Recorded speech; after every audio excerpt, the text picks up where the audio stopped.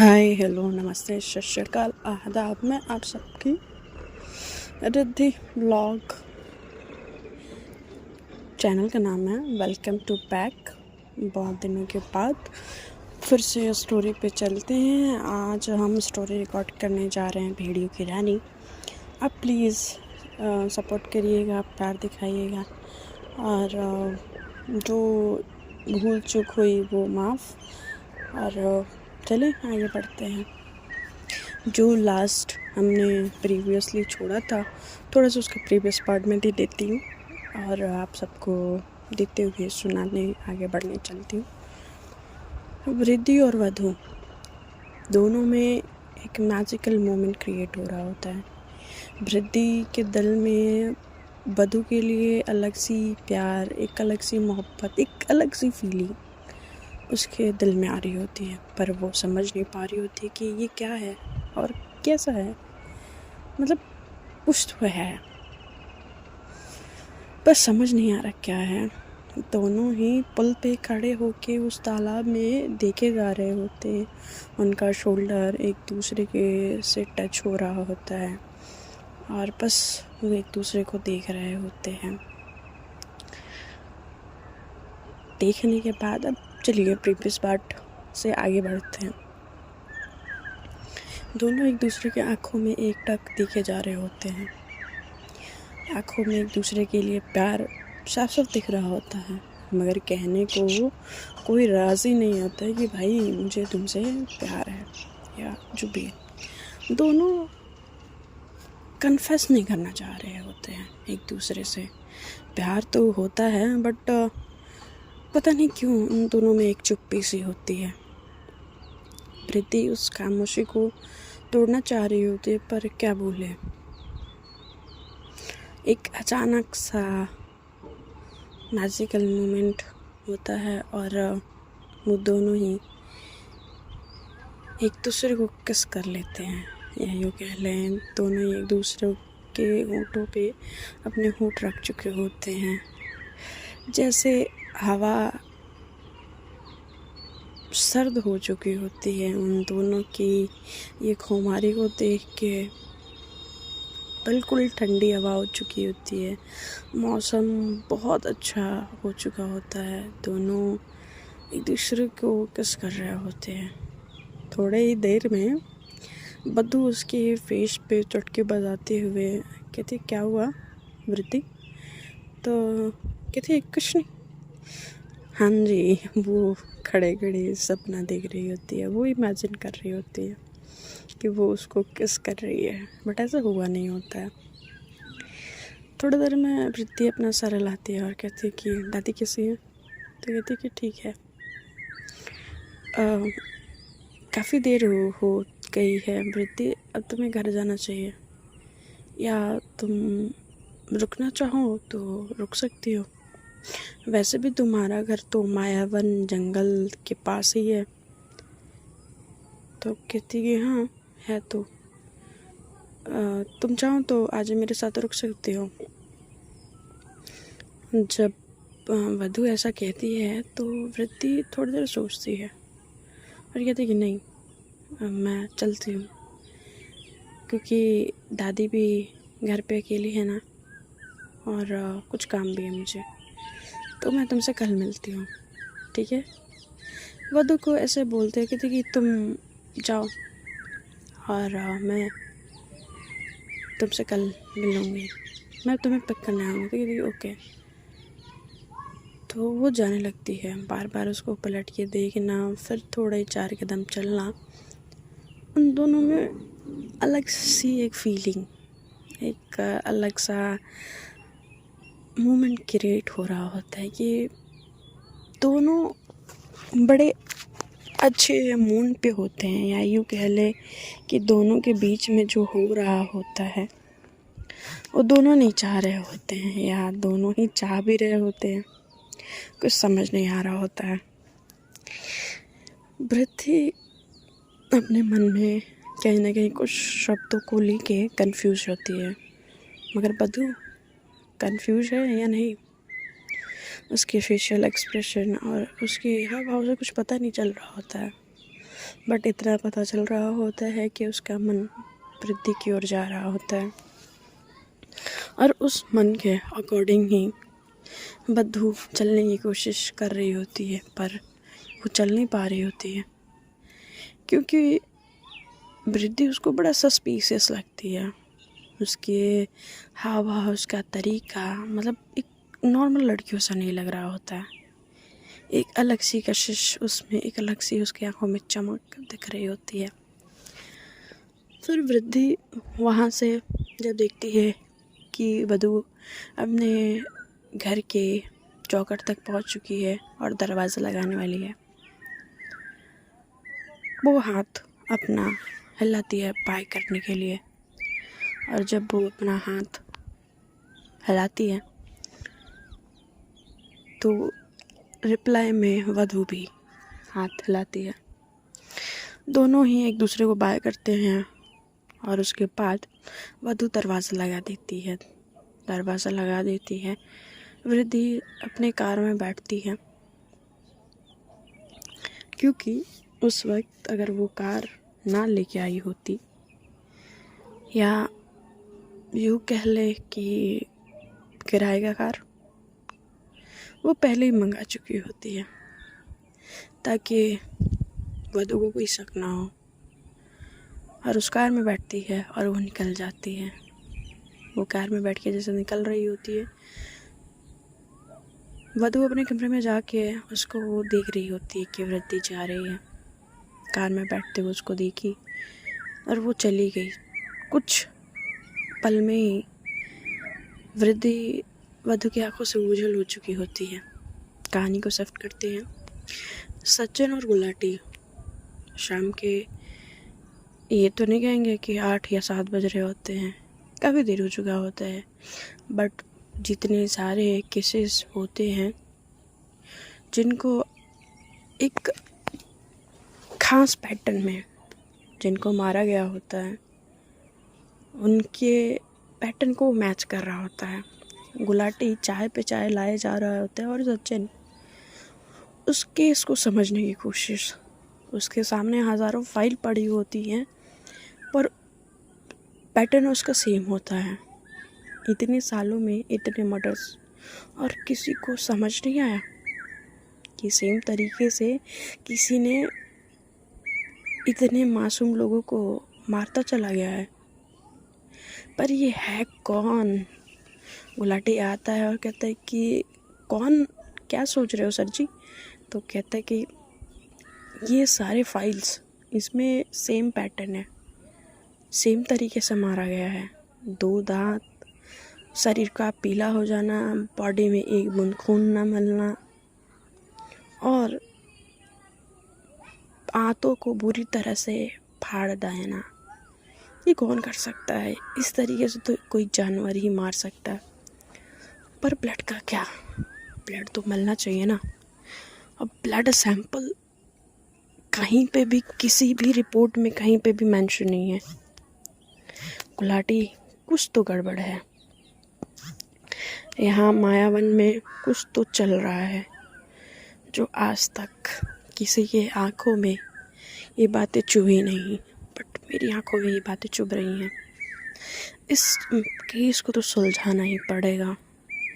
ये आशीष और इसके इस दोस्त, कॉलेज और ये सारे केसेस, ऊपर से वो गुरुजी की बातें, सब बड़े घुमाव से लगते हैं। ऐसा लग रहा है कि हमारे सामने सच है मगर हम उसको देख नहीं पा रहे।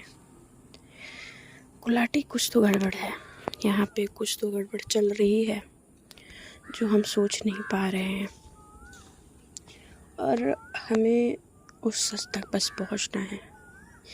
गुलाटी, हम लोग बहुत जल्द उस सच तक पहुँच चुके होंगे। वृद्धि इधर अपने घर पहुँच चुकी होती है। जैसे ही अपने कमरे में जा ही रही होती है, पीछे से आवाज़, वृद्धि कहाँ थी? तो टर्न होती है वृद्धि और कहती है, दादी मैं वधु से मिलने गई थी।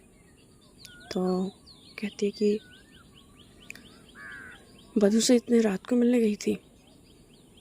क्या ज़रूरत थी तुम्हें इतनी रात को वधू से मिलने जाने की? तो कहती कि वो वधू ने कुछ नोट्स मांगे थे, वही देने गई थी।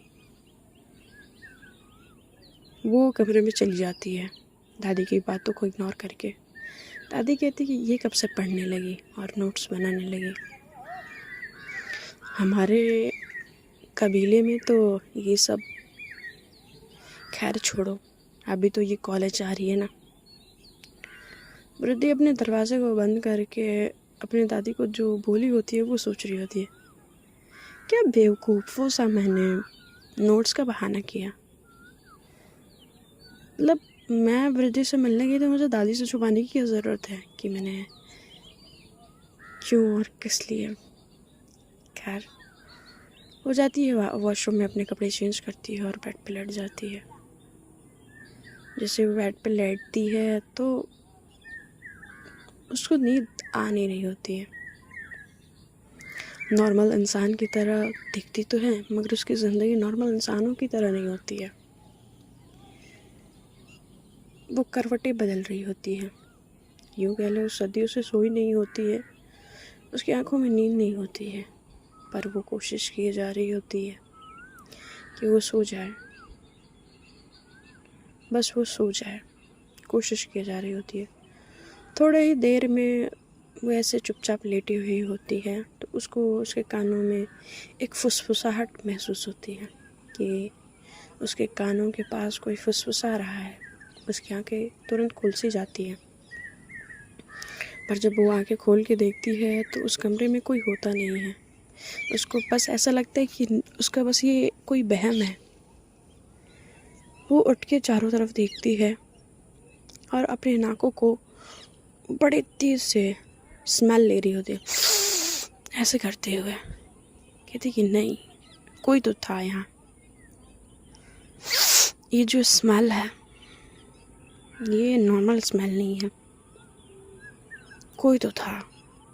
वो अपने रूम के सारे पर्दे और दरवाजे को खोल के बाहर देख रही होती है, खिड़की से दिखती है बाहर। उस इतने बड़े घर में बस वो 2 लोग होते हैं, वो और उसकी दादी। कहती है कि कोई तो है जो मुझ पे नज़र रख रहा है। वृद्धि, तुम्हें पता तो लगाना पड़ेगा, ये कौन है जो मुझ पे नज़र रख रहा है, भेड़ियों के रहनी पे नज़र रख रहा है। किसकी इतनी ज़रूरत जो मुझ पे नज़र रखे। और वो थोड़ी सी तिलमिला रही होती है। कहते हैं कि वो तिलमिलाहट ये नहीं होता कि वो बहुत ज़्यादा परेशान हो चुकी होती है और उसको पता नहीं चल रहा होता है। वो तिलमिलाहट इसलिए होती है कि उसके कबीले वाले उसके ख़िलाफ़ हो चुके होते हैं और वो कौन कर रहा है वो ये नहीं समझ पा रही होती है। थोड़े ही देर में सुबह हो चुकी होती है और वो जाके वॉशरूम में फ्रेश होती है, नहाती धोती है, कपड़े चेंज करती है और एज़ यूजुअल वो ब्लैक वेयर करती है। नीचे जैसे आती है डाइनिंग टेबल पे बैठती है, उसकी दादी उसको खाना परोसती हैं, मतलब नाश्ता परोसती हैं और उसके बाद से कहती हैं कि तुम्हें याद है ना पूर्णिमा आने वाला है, तुमने चैलेंज किया था किसी को। तो कहती हाँ दादी मुझे याद है मैंने किसको चैलेंज किया है, मैं बिल्कुल भूली नहीं हूँ और मुझे अपने चैलेंजेस याद रहते हैं, तो आप निश्चिंत रहो। तो कहते कि ठीक है और मैं जा रही हूँ। अब वो नाश्ता कर चुकी होती है और वहाँ से वो अपना बैग उठाती है और निकल जाती है। वो आज जिप्सी जो होती है, जो ओपन रूफ जिप्सी होती है उसमें बैठती है, एक ब्लैक कलर का गॉगल लगाती है, बालों को वो पौनी किए होती है और हल्की हल्की जो हवाएं जो चल रही होती है वो अलग हल्की हल्की हवाएं उसके फेस पे अलग सी ही छाप छोड़ रही होती है, एक अलग सी ही निखार ला रही होती है। थोड़ी देर में वृद्धि वधू के घर के सामने पहुंच चुकी होती है और वधू रेड चूड़ीदार सलवार और येलो कलर का उसका कुर्ता, उस पर रेड दुपट्टा, बालों को खुला हुआ, एक हाथ में 2 चूड़ियाँ और एक हाथ में वॉच पहन के वो अपने दुपट्टे को संभालते हुए और अपने बैग से स्ट्रगल करते हुए सीढ़ियों से उतर रही थी। कहती दादी मैं जा रही हूँ कॉलेज और आप ज़्यादा परेशान मत होइए, आके हम बात करते हैं। तो तब तक वृद्धि उसके जस्ट सामने खड़ी होती है, बस उनका फेस एक दूसरे से टकराने वाला होता है। तब तक वधु थोड़ा सा घबरा सी जाती है कि देखिए वो शिट, ऐसे बोलते ही उसकी सांसें रुक सी गई होती हैं और जैसे गिरने वाली होती है कमर से, वृद्धि ने उसको थाम रखा होता है और अपने चश्मे को थोड़ा सा नोज थोड़ा और नीचे करते हुए कहती है क्या हुआ वधु, इतनी घबराई हो क्यों लग रही हो। तो कहते हैं कि ऐसे कौन डराता है। वो सीधे होती है संभलते हुए अपने बैग को ठीक करते हुए कहते कि वृद्धि मैं बहुत मारूंगी, ऐसे मत डराया करो मेरे को। तो कहती कि मैं तुम्हें डरा कहाँ रही हूँ, मैं तो बस तुम्हारे सामने खड़ी थी, पता नहीं तुम्हारा ध्यान कहाँ था, तुम चले जा रही थी, अब मैं तुम्हें नहीं संभालती तो तुम गिर जाती ना। तो कहती कि थैंक यू। तो वैसे तुम किस बारे में बात करी हो दादी से। दादी तब तक दरवाजे पे आ चुकी होती है। दादी आके बोलती है कि वृद्धि तुम कल चाय पे क्यों नहीं आई, तुम बस वधु को छोड़ के चली गई थी। तो कहती है कि दादी वो कुछ काम था, नेक्स्ट टाइम ज़रूर। तो कहती है कि ठीक है बच्चे, तुम दोनों ध्यान से जाना ना, और शाम को दोनों आना, मुझे बातें करनी है तुम दोनों से। तो कहते हैं कि ठीक है, बाय बाय दादी। वधु बोलते हुए और वृद्धि भी बाय करते हुए दोनों गाड़ी में बैठते हैं। वृद्धि ड्राइव कर रही होती है, उसकी पोनी हवा से उड़ रही होती है और चेहरे पे अलग सा उसको एक सुकून सा होता है। आँखों पे वो ब्लैक गॉगल्स लगाई होती है। वैसे वृद्धि तुम्हारी आंखें क्यों लाल हैं। तो वो कहते कि वो मुझे नींद नहीं आई। तो कहती कि क्यों। मैं कुछ सोच रही थी। तो कहती क्या। बड़े एक्साइटेड हो के वधु पूछती है। तो कहती कि मुझे कुछ ज़रूरी काम है, तो मैं तुमसे कल नहीं मिल पाऊँगी। तो कहती कि क्यों। तो कहती कि बस कुछ अर्जेंट है, मैं तुम्हें बता नहीं सकती। वृद्धि ऐसा बोलती है और दोनों ही थोड़ी देर में कॉलेज पहुंच चुके होते हैं। वहाँ पे सुबह अर्ली मॉर्निंग सचिन और गुलाटी दोनों ही कॉलेज के गेट पे खड़े होते हैं। सब पे नज़र बनाए होते हैं कि कॉलेज में जो भी लोग आ रहे हैं सच में उनकी एक्टिविटी क्या है, क्योंकि उनको यकीन होता है कि कॉलेज में ही कोई ऐसा है जो उनको क्लू दे सकता है। वृद्धि सचिन और गुलाटी को देख के उसके भौंवे टेढ़े हो जाते हैं। वो पता नहीं क्यों उनको एक्सपेक्ट नहीं कर रही होती है, पर कहीं ना कहीं ये मर्डर मिस्ट्री पुलिस को भी परेशान कर रही होती है और वृद्धि को भी। अब वृद्धि थोड़ा भी एक तरफ उसके कबीले वाले और दूसरी तरफ वो परछाई, और जो कल उसने अपने कानों में फुसफुसाहट सुनी थी, बहुत सारी बातें उसके साथ हो रही होती हैं। वृद्धि वैसे तो जंगल की रानी होती है, मायावन उसका होता है, पर उसके मायावन में आजकल कुछ अलग ही हरकतें हो रही होती हैं। वृद्धि सचिन और गुलाटी को देख के वधु का हाथ पकड़ती है।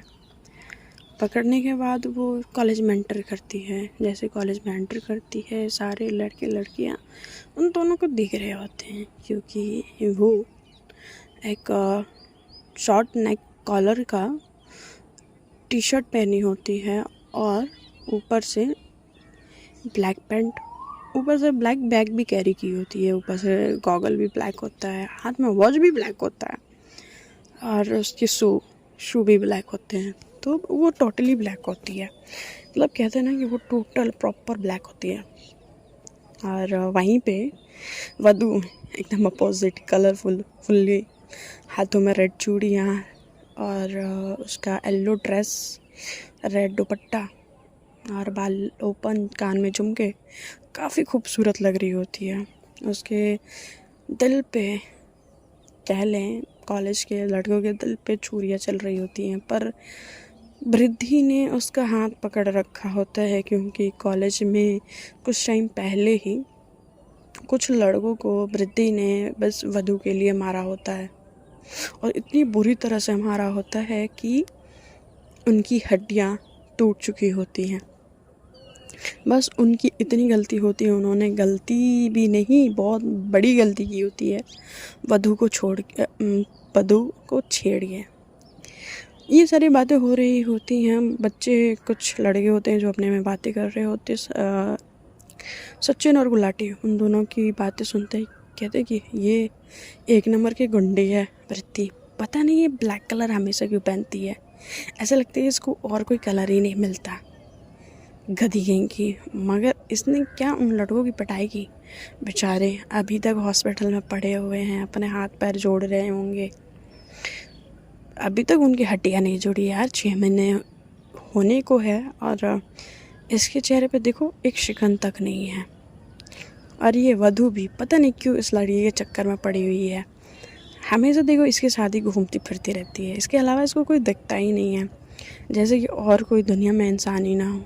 सचिन और गुलाटी दोनों ही ध्यान से बातें सुन रहे होते हैं, और सुनने के बाद सचिन कहता है कि सुना गुलाटी, ये क्या बातें हो रही हैं, इसने कुछ टाइम पहले किसी लड़कों को मारा है और वो अभी तक ठीक नहीं हुए हैं, पर कोई इंसान इस तरह से थोड़ी ना मार सकते हैं कि इंसान 6 महीने में उनकी हड्डियाँ ना जुड़े, और इतनी भी तो ये मजबूत नहीं है, पतली दुबली से तो है। तो गुलाटी कहता है कि सर, कहते हैं ना लिफाफे को देख के अंदाज़ा नहीं लगाना चाहिए उसमें कितने पैसे हैं, मतलब एम्बलप में। तो कहती है कि बात तो सही है, तुम सही तो कह रहे हो गुलाटी, मतलब ये मैडम के बारे में पता तो लगाना पड़ेगा कि ये क्या चीज़ है, खंगालो, इन पे नज़र रखो, ये कहाँ जाती हैं, कहाँ आती हैं, कौन है, क्या है, सब कुछ A to Z मुझे सब पता होना चाहिए। ये देख, जय हिंद सर, काम पे जुट जाता हूँ मैं, क्योंकि आप तो बिना काम करवाए मेरा तो गला छोड़ने वाले हैं नहीं। तो सचिन देखता है उसको घूर के, सॉरी सर, जय हिंद, वो करके चला जाता है। इधर लड़के कहीं ना कहीं वधू पे मर से रहे होते हैं, और अचानक से एक लड़का बहुत हिम्मत जुटाते हुए रेड फूल हाथ में लेके, मतलब रेड रोज़ लेके सामने आके खड़ा हो जाता है, और वो वधू की तरफ वो फूल बढ़ाता है। वधू के तरफ बड़े ध्यान से वृद्धि अब अपनी गॉगल को हटा चुकी होती है, और गॉगल को हटाने के बाद देख रही होती है कि इसका अगला रिएक्शन क्या होने वाला है। तो गाइस, आप सबको भी जानना होगा कि आगे का रिएक्शन क्या होने वाला है। क्या वधू वो फूल ले लेगी, और फूल लेगी तो आगे क्या होगा, वृद्धि क्या करेगी, उसका रिएक्शन कैसा होगा। तो bye bye, take care and शब्बा खैर, मिलते हैं कल स्टोरी के साथ, तो बने रहिए मेरे साथ, और हाँ, शेयर, सब्सक्राइब, बेल आइकन को प्रेस करना ना भूलें। तो टेक केयर, मिलते हैं कल।